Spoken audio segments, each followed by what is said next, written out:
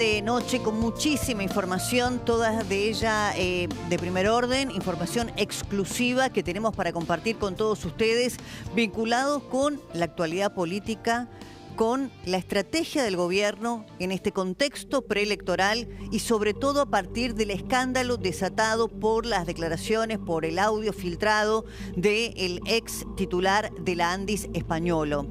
¿Hay un cambio de estrategia en la comunicación del gobierno? Sí la hay. Y eso quedó evidenciado en 2 o 3 hechos que se están produciendo en el día de hoy.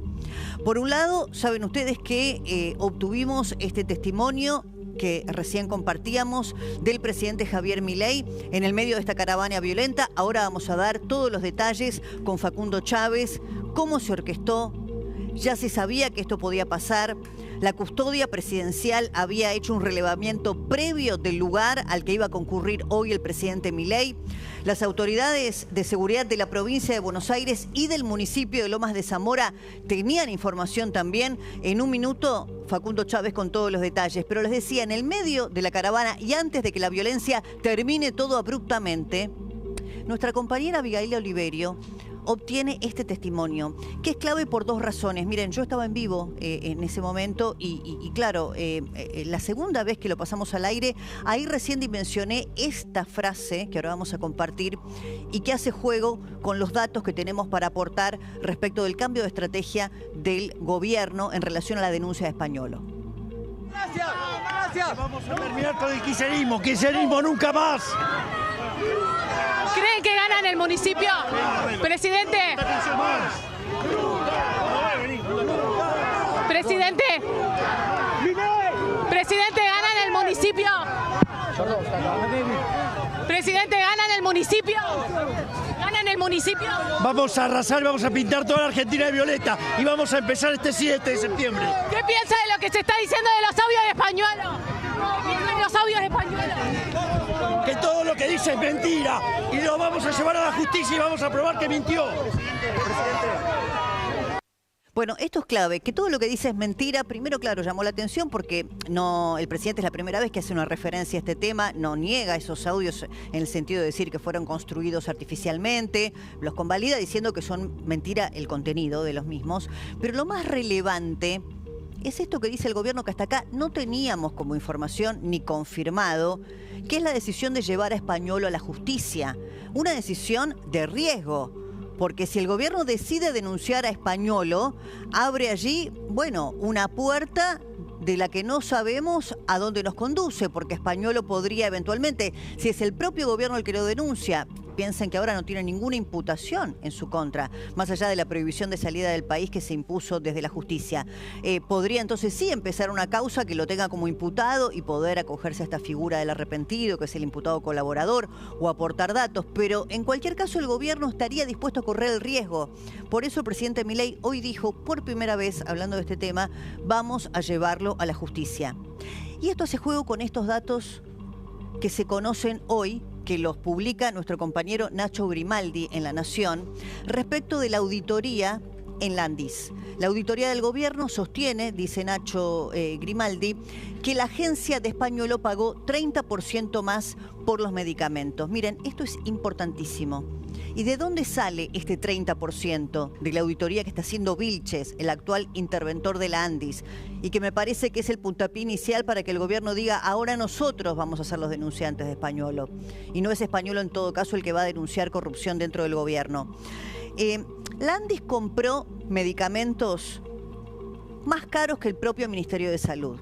Y esto es lo que demuestra la primera parte de la auditoría del interventor de la Andis. La investigación incluye 7 fármacos. Se relevaron 7 fármacos. Pero se puso el foco en uno particularmente. ¿Por qué? Porque este fármaco fue adquirido tanto por la Andis como por el Ministerio de Salud. ¿A quién? A la droguería suizo-argentina. El mismo fármaco. Pero fíjense la diferencia de precios. Es un fármaco, bueno, muy complejo, es la asparaginasa pegilasa que recién veíamos allí. Pero lo importante es que el Ministerio de Salud compra este medicamento el 14 de agosto de 2024 y paga 8.200.000 274.027. Esto es Ministerio de Salud, 14 de agosto de 2024. Landis, ya bajo la gestión de Españolo, el 8 de agosto de 2025, paga por este mismo medicamento a la misma droguería suizo-argentina este monto, 13.500.176.000. Esto fue el 8 de agosto de 2025. Hay un año de diferencia. Ustedes dirán, ¿hubo inflación? Claro, sí. Se pagó un 63% más por el mismo medicamento. ¿Saben cuánto fue la inflación en ese periodo? Según el INDEC, datos oficiales, 35.6%. Por eso esto es relevante y por eso la intervención en esta primera etapa habla de un sobrecosto de 30%, porque es el mismo medicamento comprado tanto por el Ministerio de Salud como por Landis a la misma droguería suizo-argentina, pagando un 30% más. Hay 7 medicamentos que están siendo auditados en esta primera parte de la auditoría que está llevando adelante el interventor Vilches en Landis. Por eso cobra relevancia, conociendo esta información, que el presidente hoy haya dicho, vamos a denunciarlo en la justicia y vamos a probar que todo es mentira. ¿A quién? A Españolo. Un cambio total de la estrategia oficial. Y también hace juego con otra cosa que nos llamó mucho la atención en el día de ayer y sobre la cual pusimos la lupa, el foco, que es que el presidente hubiera reposteado un comunicado oficial de la compañía de la droguería suizo-argentina. Entonces piensen ustedes en estos 3 elementos. El presidente ayer reposteando un comunicado oficial de la droguería suizo-argentina. Hoy diciendo que van a denunciar a Españolo en la justicia. Y luego la información que aporta Ignacio Grimaldi, que se desprende de la intervención que está haciendo el propio gobierno a través del interventor Vilches en Landis, que detecta sobrecostos, compras de medicamentos hecha por Landis con un 30% más que las que hacía el propio Ministerio de Salud. Esto es súper relevante, Camila, porque esto también, te invito a sumarte, tiene que ver con la información que vos traías respecto de que la droguería suizo-argentina era una de las principales proveedoras, ¿no es cierto? Porque hasta acá vimos porcentajes que la ponían, digamos, como un aporte minoritario. Sin embargo, no es así. Y este dato me parece que le hace cambiar al gobierno la estrategia y decir, nosotros también vamos a denunciar. Sí, yo te diría que incluso este número y esta celeridad para presentarlo por parte del Ministerio de Salud es una estrategia más política y discursiva, volcada eventualmente a lo judicial, que una intención real de control sobre el tema. ¿Por qué? A ver. Estamos hablando de un solo medicamento. Quien hace auditoría sabe que uno necesita tomar una muestra un poco más relevante para encontrar efectivamente diferencias. Sin embargo, aunque la inflación efectivamente fue menor al aumento de ese medicamento entre la compra de Landis y la compra del Ministerio de Salud, como sabemos hay muchos medicamentos que tienen una volatilidad muy importante por su compra y venta en el mercado, por su demanda y oferta, o porque pueden haberse habido situaciones en cuanto a los pocos oferentes que hay en general. ¿Qué quiero decir con esto? Me llama la atención que el Ministerio de Salud salga tan rápido a decir compraban medicamentos 30% más. ¿Por qué digo esto? Por la estrategia judicial. Pero bueno, por eso te digo que a mí me parece que, independientemente de lo judicial, claro que hay una estrategia política, porque para mí hacen juego las 3 cosas. Claro. Que el gobierno salga a mostrar que tiene ya una auditoría preliminar en donde puede dar cuenta de que Landis compraba con sobreprecio. Claro. Repostear un comunicado de la droguería suizo-argentina y decir públicamente hoy, Milei, por primera vez, nosotros lo vamos a denunciar en la justicia española. El corrupto era Españolo. El corrupto era él. Igual hay que mostrar que sí. Vamos a suponer que eventualmente es correcto el dato que el 30% era así, más allá de la volatilidad. ¿Y a quién repartía? ¿Se corta en Españolo? Claro, es otra cuestión, porque Españolo está diciendo, claro. Pero fíjate que incluso sucede el mismo día que, y ahora vamos a esta cuestión del teléfono de Españolo, que si bien se van a posiblemente recuperar esos chats, Españolo borró las conversaciones. Bueno, ahora te voy a puntualizar clave. Yo te decía 3 datos. Sí. Que el presidente haya hablado y diga que lo va a denunciar a la justicia, que empiecen a dar a conocer auditorías internas que hablan de sobreprecios que Españolo habría pagado, la declaración de voy a llevarlo a la justicia, el mismo día que vos das a conocer este dato que no lo tiene nadie, solo Camila, el mismo día que Camila Dolapjian da a conocer que hay pruebas de que lo que borró Españolo del teléfono es ¿qué cosa, Camila? Los chats con Karina y Javier Milei. Esto es importante porque a la mañana, cuando dimos a conocer que efectivamente se encontraron con borradas selectivas, dimos a conocer también, y este era el dato nuevo, Paz Rodríguez Nil había mencionado que habían aparentemente mensajes borrados, pero damos a conocer que no había conversaciones con Javier y Karina Milei. Los dos datos podían ser inconexos, poniéndonos en abogado del diablo, como tenemos que ser nosotros para ser muy precisos con la información. Decíamos, bueno, no podemos descartar la posibilidad de que, si bien inverosímil, nunca haya hablado con Karina y Javier Milei en un año. Inverosímil, pero no lo podemos asegurar. Bueno, lo que te puedo asegurar ahora de hora es que en esos borrados selectivos que hizo Españolo la semana pasada, al mismo tiempo que se revelaron los audios o se empezaron a revelar los audios, parte de los chats que borró fueron los de Karina y Javier Milei. O sea, no es que nunca había hablado. La pregunta que se impone, Camila, ¿se pueden recuperar? La justicia cree que sí. Me dicen, es una cuestión de tecnología y de tiempo. Tal vez pueden ser días, tal vez pueden ser semanas o hasta meses. Pero por la forma en que en principio habría borrado, no fue una forma muy sofisticada.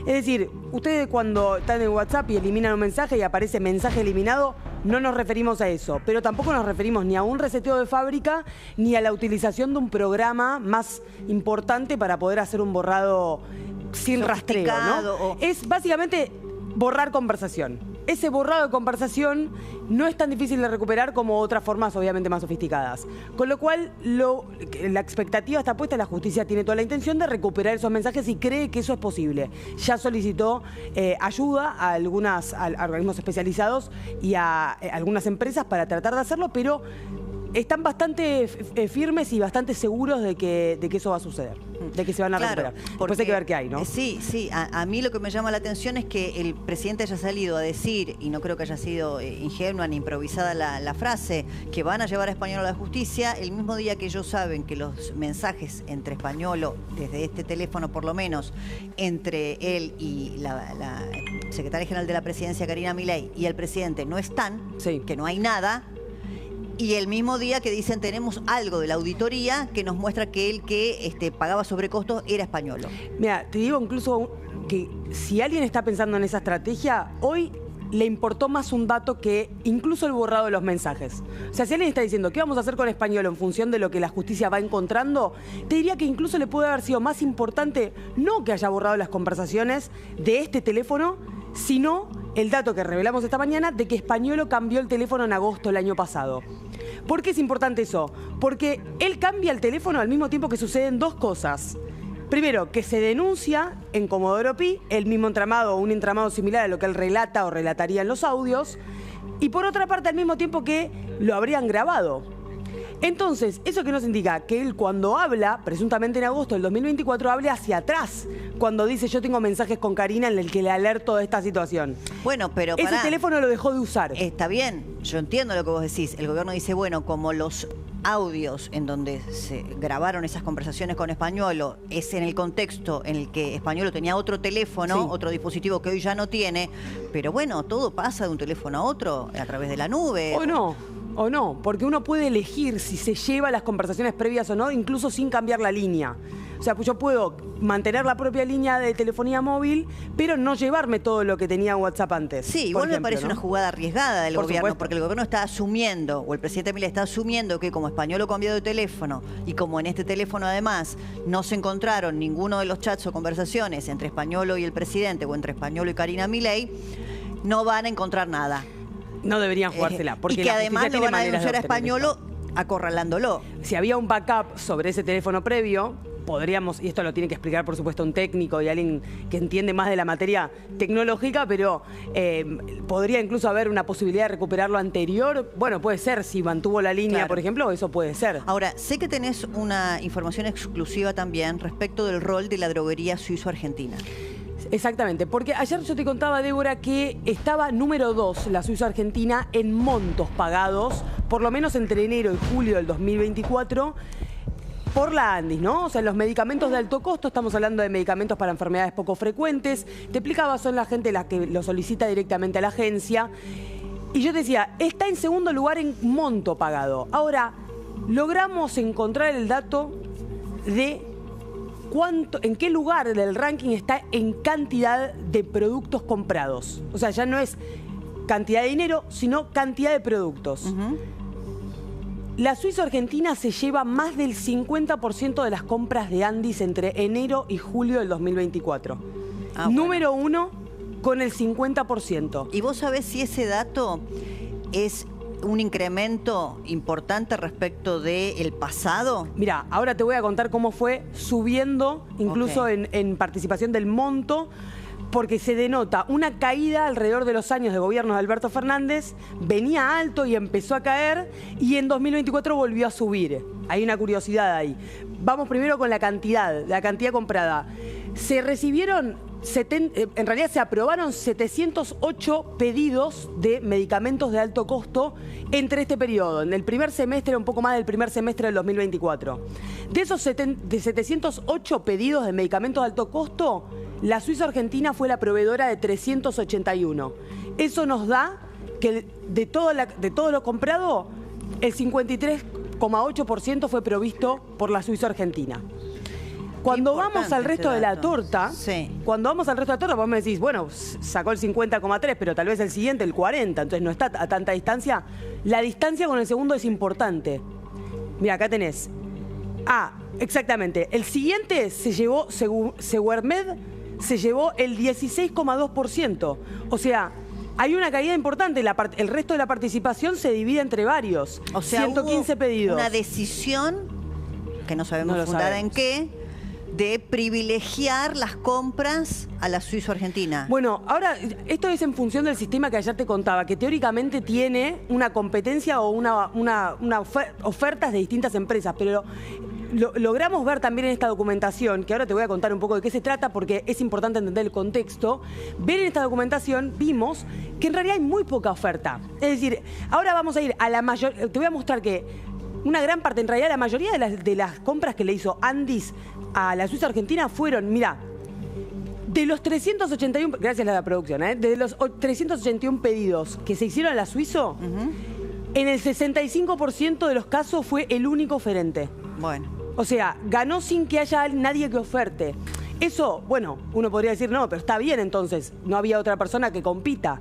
Pero esto es lo que vemos como una constante, que se compra solo a uno, que oferta solo a uno. Sin embargo, son productos que en su mayoría tienen todos. Perdóname, es paralelismo, pero por ejemplo, en la causa vialidad, lo que se veía muchas veces es que si no es que había un solo oferente, lo que había era una compulsa entre empresas que eran creadas por los mismos dueños para que haya una competencia ficticia, ¿no? Que también era otra práctica habitual. Bueno, acá las diferencias incluso a veces son muy pequeñas, por eso a veces cuando hay en estas licitaciones es por precio y nada más, pero esto, acá te hago el paréntesis del contexto de esta información. Esta es la información que la Andes proveyó de forma voluntaria o relativamente voluntaria, porque no fue en el marco de allanamientos o de secuestro de documentación, a la justicia en aquella causa de agosto del 2024.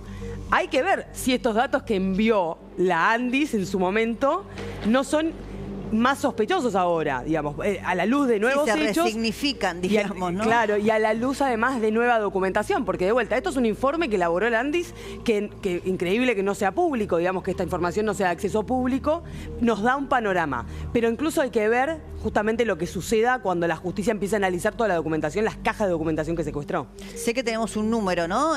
Un número importante. La evolución. A ver. Mirá, Andes pagó a la suizo-argentina en el análisis que hicieron entre 2024 y julio de 2020, entre 2020 y julio de 2024, 36.728 millones de pesos, de los cuales en 2024 se registraron 15.118 millones por de vuelta estos medicamentos de alto costo. La evolución es como te mencionaba. Había una participación incluso superior a la que tiene hoy, antes del gobierno de Alberto Fernández o cuando arranca el gobierno de Alberto Fernández en 2020, primer año de gestión, empieza a caer y ahora vuelve a subir en cuanto a monto hasta 19,14%. Sí, por eso también pienso en los datos que aportaba Diego Cabo, también aquí en su nota en La Nación, respecto de los volúmenes, porque a más cantidad de beneficiarios también el volumen de dinero es mayor y eventualmente si hubiera algún caso de corrupción, lo mismo. Súper interesante, Cami, gracias. Antes de irme yo a la mesa, te pido, Flor, solo una cosa. Si tenés la foto, que para mí es la foto del año, la foto de la piedra a punto de dar con con la cabeza del presidente Milei y el collage de funcionarios del gobierno que hasta acá estaban mudos, en silencio, en el contexto del caso Españolo, y hoy decidieron salir públicamente. La foto es extraordinaria, hay que decirlo, extraordinaria, por el valor periodístico que tiene. Fíjense, después de la caravana violenta en Lomas de Zamora, muchos referentes del gobierno, empezando por el vocero Manuel Adorni, que hasta acá no habían hecho ni conferencia de prensa ni declaraciones públicas en relación al tema Españolo, todos postearon, todos.